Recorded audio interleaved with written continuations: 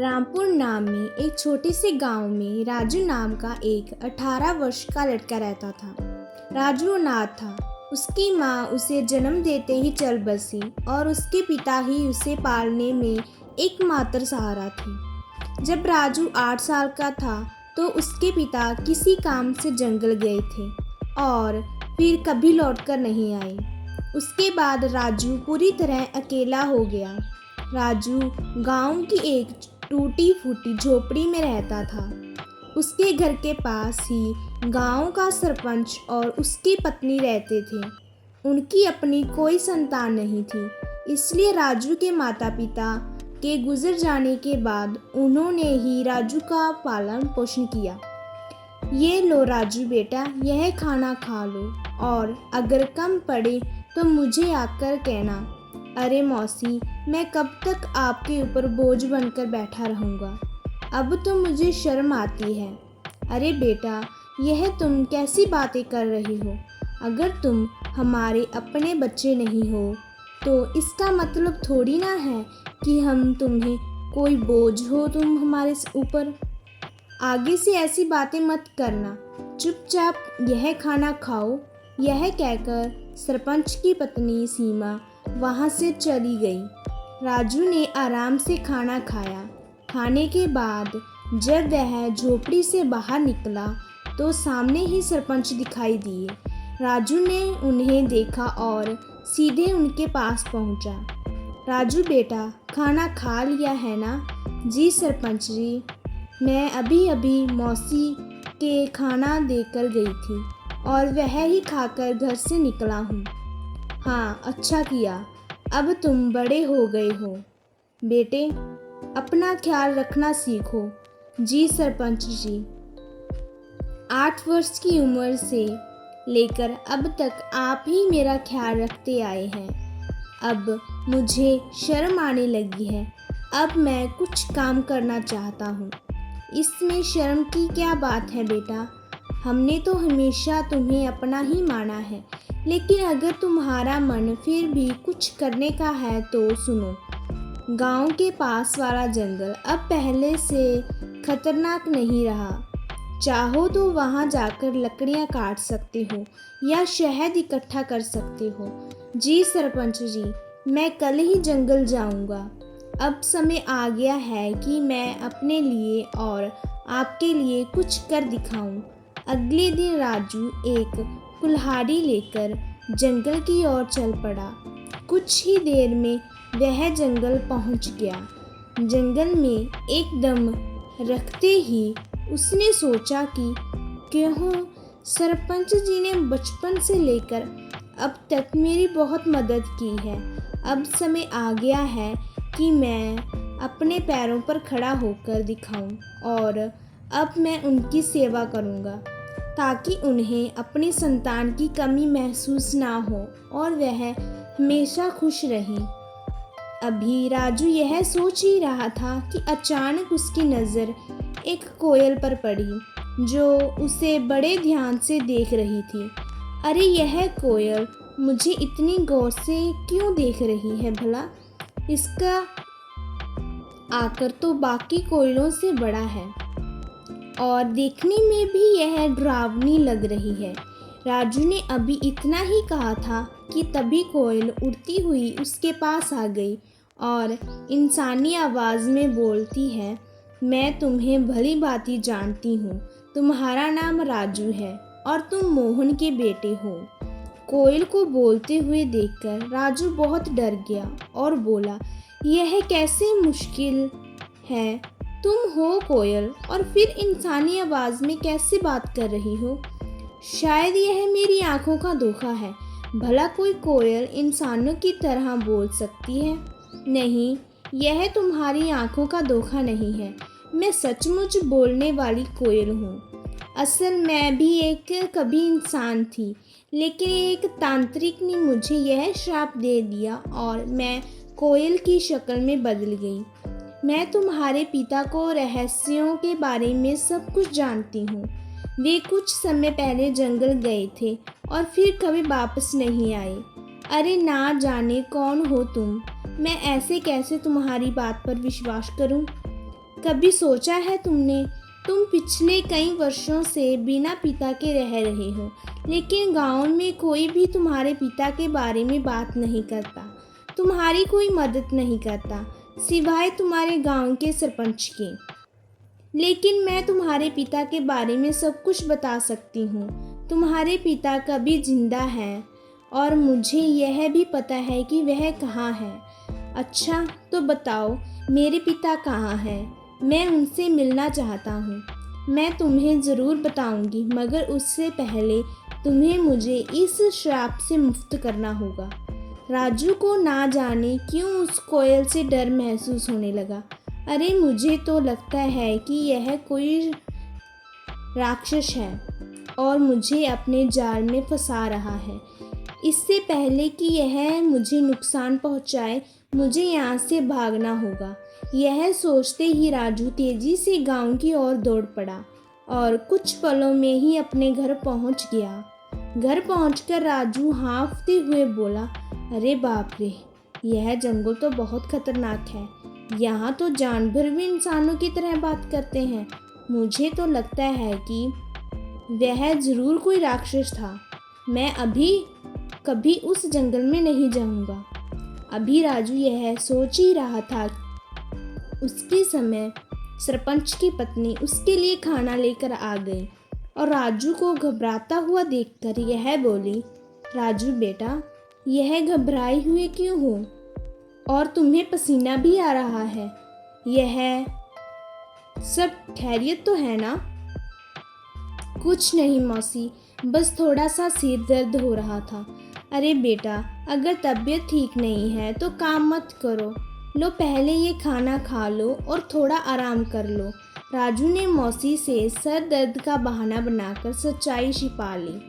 मौसी ने ज़्यादा सवाल नहीं किए, बस खाना उसके हाथ में दिया और धीरे से कमरे से बाहर चली गई। राजू ने खाना खाया और सो गया। अगली सुबह जब राजू नींद से जागा तो उसके मन का डर समाप्त हो चुका था। वह अपने आप से बोला, अरे शायद मैं कल उस कोयल की बातों में देखकर ज़्यादा ही कुछ डर गया था। लेकिन अगर सोचूं तो उसकी बातें सारी में सच्चाई थी। वह कोयल मेरे पिताजी के बारे में ज़रूर कुछ जानती होगी।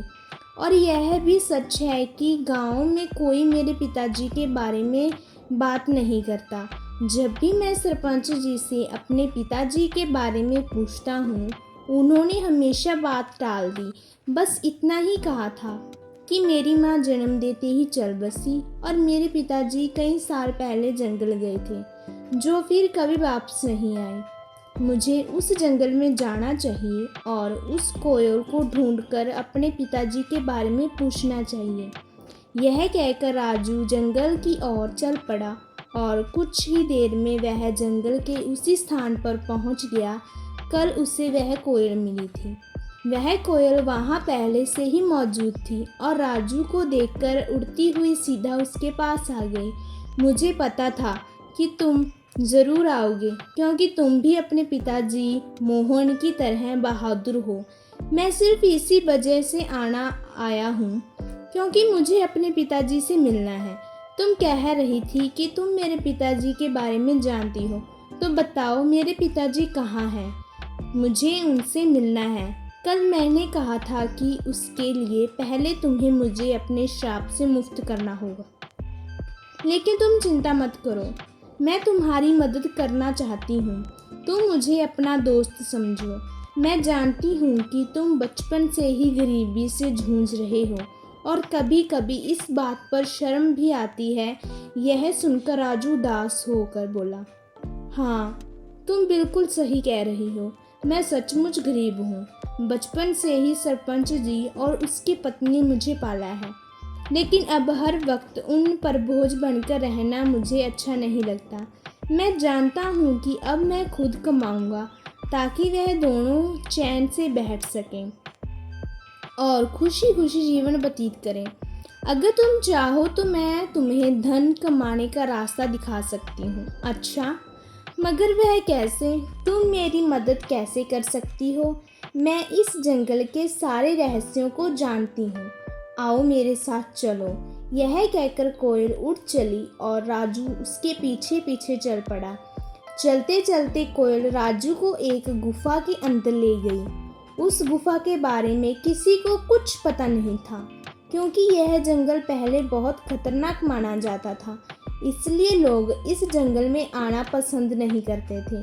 गुफा के अंदर जाते ही राजू की एक नज़र एक बक्से पर पड़ी। अरे, इस बक्से में क्या है? मैं अभी इसे खोलकर देखता हूँ।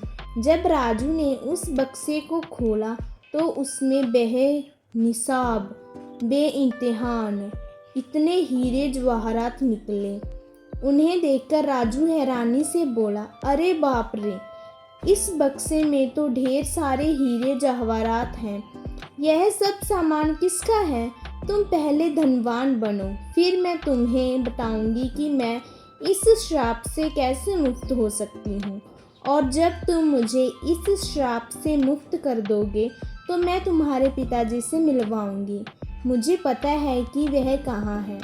उस दिन का तो मुझे भी बेसब्री से इंतज़ार रहेगा।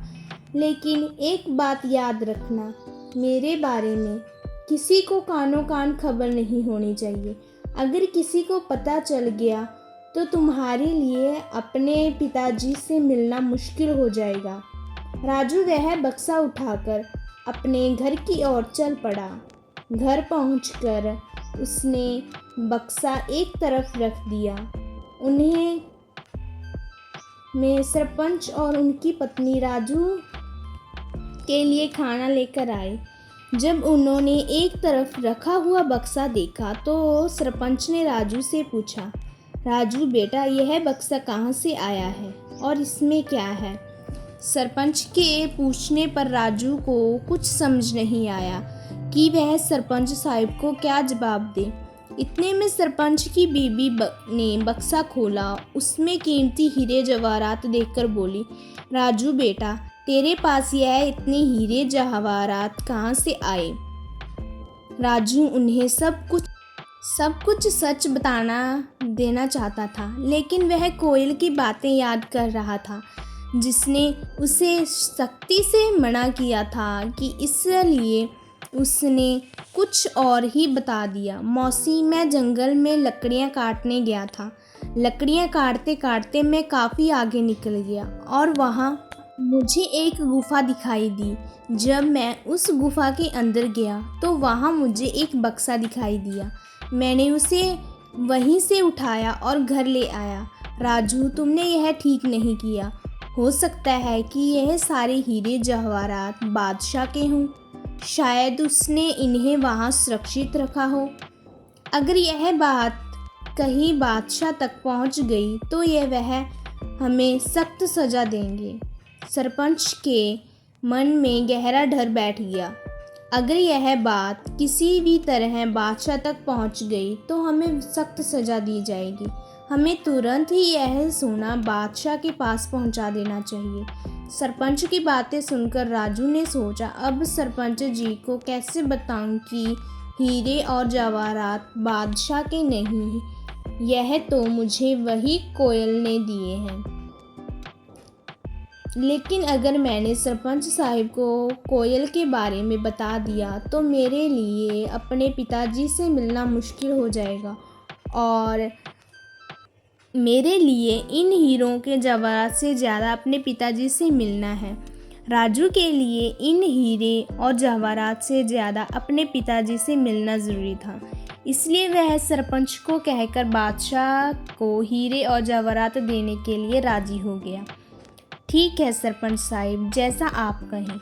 हम अभी यह बक्सा बादशाह को दे आते हैं। यह कहकर राजू ने वह बक्सा अपने सर पर उठा लिया। फिर वह सरपंच बादशाह की ओर चल पड़े और कुछ ही देर में बादशाह के दरबार में दाखिल हो गए।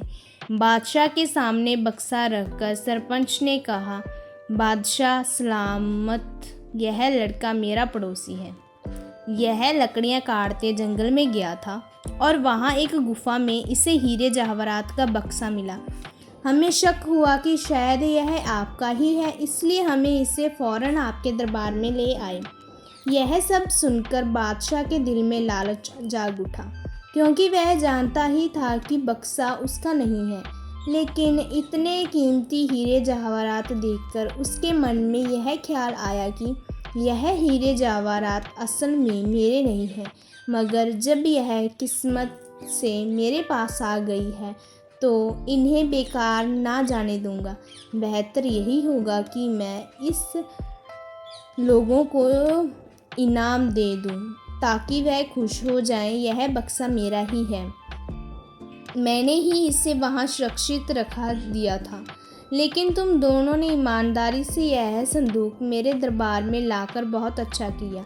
मैं तुम्हारी सच्चाई से खुश हूँ, इसलिए तुम्हें इनाम दिया जाएगा। यह कहकर बादशाह ने अपने सिपाहियों से कहा, सिपाहियों, यह संदूक उनसे ले लो और खजाने में रख दो और यहाँ उन्हें ईमानदारी का सबूत दिया जाए। इसलिए मेरे खजाने से इन्हें इनाम की और तौर पर कुछ धन दे दिया जाए ताकि वह खुश भी हो जाएं और दूसरों के लिए एक मिसाल भी बन सकें। सिपाहियों ने बादशाह के आदेश पर उनसे वह संदूक ले लिया और उसके बदले में इनाम के तौर पर कुछ धन दे दिया। सरपंच वह रकम पाकर बहुत खुश था, मगर राजू का दिल बेचैन था। उसे अच्छी तरह मालूम था कि बादशाह झूठ बोल रहा है, लेकिन वह कुछ कह नहीं सकता था क्योंकि कोयल ने उसे अपनी सच्चाई बताने से मना किया था। राजू को डर था कि अगर उसने सच बता दिया तो उसका अपने पिताजी से मिलना मुश्किल हो जाएगा। राजू के लिए दौलत से बढ़कर अपने पिताजी से मिलना ज़रूरी था, इसलिए वह चुपचाप रहा और फिर दोनों इनाम की रकम लेकर अपने घर की ओर चल पड़े। राजू सरपंच के साथ उसके घर चला गया और घर पहुंचकर उसने अपनी रकम भी सरपंच को दी और कहा, सरपंच जी, यह रकम भी आप ही रख लीजिए। आपने हमेशा मेरी देखभाल की है और मुझे खुशी है कि यह रकम आपके काम आएगी। सरपंच को वो रकम देखकर राजू वहाँ से चला गया और अगले दिन सुबह होते ही राजू फिर जंगल की ओर चल पड़ा और कुछ ही देर में वह जंगल उसी जगह पहुँच गया जहाँ उसे एक कोयल मिली थी। तभी वहाँ एक साधु पहुँचा और एक बरगद के नीचे बैठा था। उसने राजू से पूछा, अरे बेटा, तुम कौन हो और इस जंगल में क्या कर रहे हो? मैं मोहन का बेटा हूँ, मैं और इस जंगल में आता जाता रहता हूँ। यह सुनकर साधु चौंक गया, मगर कुछ नहीं बोला और चुपचाप वहाँ से चला गया। साधु के जाते ही कोयल उड़ती हुई वहाँ पहुँची। वह साधु तुमसे क्या कह रहा था? कुछ नहीं, वह बस पूछ रहा था कि तुम कौन हो और यहाँ क्या कर रहे हो। मैंने बताया कि मैं मोहन का बेटा हूँ और यहाँ आता जाता रहता हूँ। यह साधु असल में एक धोखेबाज है। उसने ही मुझे श्राप दिया और मैं इस तरह वह शैतान है। उसे उस साधु से कोई मतलब नहीं है। मुझे सिर्फ तुम अपने पिताजी की परवाह है। बस तुम बताओ कि मैं तुम्हारे इस श्राप से कैसे मुक्त करवा सकता हूँ। अच्छा तो चलो फिर मेरे साथ। वह राजू को एक गुफा के अंदर ले आई जहाँ एक शीशे की बोतल पड़ी थी जिसमें जल भरा हुआ था। कल पूर्णिमा की रात है। तुम्हें आधी रात को इसी जगह आकर आंखें बंद करके इस बोतल को तोड़ना होगा। बोतल टूटते ही मैं श्राप से प्रभावित होकर मुक्त हो जाऊंगी और फिर तुम्हें यह राज बताऊंगी कि तुम्हारे पिता कहाँ हैं। क्या मैं इस बोतल को अभी तोड़ दूं? नहीं, कल पूर्णिमा की रात है। तुम इसे सिर्फ कल ही तोड़ सकते हो। इतना कहकर वह कोयल वहाँ से उड़ गई और राजू भी अपने घर की तरफ चल पड़ा और दूसरी तरफ वह साधु शुभ कर उन दोनों की बातें सुन रहा था।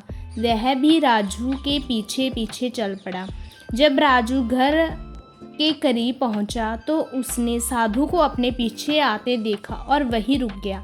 साधु करीब आकर राजू से बोला, मैंने अपनी आंखों से देखा है कि तुम कोयल से बात कर रहे थे। देखो, तुम इस कोयल को नहीं जानते। वह कोई साधारण कोयल नहीं है। मैं सब जानता हूँ, लेकिन वह कोयल मेरे पिताजी के बारे में जानती है और मैं किसी भी कीमत पर अपने पिताजी को पाना चाहता हूँ। तुम्हारे पिताजी अब इस संसार में नहीं रहे। वह कोयल तुम्हें फंसाना चाहती है और श्राप से मुक्त होना चाहती है। यह सुनकर राजू क्रोधित हो गया। अरे साधु महाराज, मैं साधुओं का सम्मान करता हूँ, अगर तुम्हारे जैसे पाखंडी साधुओं का नहीं। याद रखो, इसके आगे मैं एक भी शब्द बर्दाश्त नहीं कर सकता। बेहतर होगा चुपचाप यहाँ से निकल जाओ। साधु कुछ कहने ही वाला था ताकि राजू ने उसे धक्का दे दिया और कहा, चले जाओ वरना तुम्हारे लिए अच्छा नहीं होगा। यह कहकर राजू अपने घर चला गया और दूसरी तरफ सरपंच और उसकी बीवी जब घर के बाहर आए, उसकी नज़र साधु पर पड़ी। वह दोनों साधु के पास आए और सरपंच ने साधु से कहा, अरे साधु महाराज, आप यहाँ पर क्या कर रहे हैं? मैंने राजू को सच्चाई बताने का प्रयास किया, लेकिन वह सुनने को तैयार ही नहीं हुआ और वह उस कोयल को श्राप से मुक्त करवाना चाहता है। अगर वह कोयल अपने श्राप से मुक्त हो गई तो गांव में तबाही आ जाएगी, तबाही। गांव का एक भी व्यक्ति जीवित नहीं बचेगा। हाँ, बिल्कुल सही, लेकिन राजू सुनने के लिए तैयार ही नहीं है। राजू, साधु महाराज, आप चिंता मत करें, मैं अभी राजू को समझाता हूँ। यह कहकर सरपंच उसी वक्त राजू के घर गया और घर आकर राजू से कहा, राजू, यह मैं क्या सुन रहा हूँ? तुम जंगल में किसी कोयल से मिलते हो जो इंसानी की तरह बात करती है। क्या तुम्हें यह अजीब नहीं लग रहा कि एक कोयल इंसानों की तरह कैसे बोल सकती है? ओह, तो आपको भी पता चल गया। देखिए सरपंच जी, शुरू में उसे यह सब अजीब लग रहा था, लेकिन अब नहीं। मुझे पूरा विश्वास है कि यह बात आपको किसी पंडित ने कही है, किसी तांत्रिक ने कही है, पर मेरे पिताजी नहीं है और मैं अपने पिताजी से मिलना चाहता हूँ। देखिए सरपंच जी, 8 साल पहले मेरे पिताजी रहस्यमय ढंग से लापता हो गए थे और वह कोयल जानती है कि मेरे पिताजी कहाँ हैं। मैं बस अपने पिताजी को पाना चाहता हूँ, उनसे मिलना चाहता हूँ। बेटा, तुम अपने पिताजी के बारे में कुछ भी नहीं जानते। हाँ, मैं नहीं जानता, बिल्कुल नहीं जानता, क्योंकि आपने कभी मुझे बताया ही नहीं और ना ही गांव वालों ने कुछ कहा, तो फिर मैं कैसे जान पाता?